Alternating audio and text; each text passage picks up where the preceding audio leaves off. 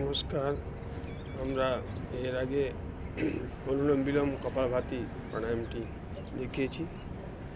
এরপরে আমরা আসব এই প্রাণায়ামের হচ্ছে ভস্ত্রিকা বলে, ভস্ত্রিকা প্রাণায়াম।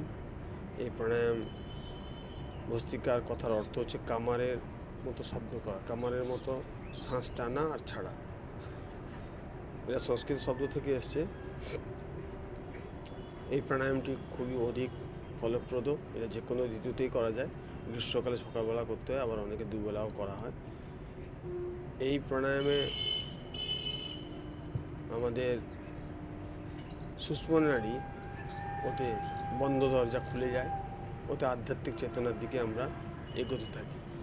তাই এই প্রাণায়াম খুবই দরকার। এই প্রাণায়ামের আমি করে দেখাচ্ছি, আপনারাও সঙ্গে সঙ্গে আমাদের করুন। প্রথমে কয়েকবার আমরা ঝটকা মেরে শ্বাস নেব এবং ছাড়ব এমন করে।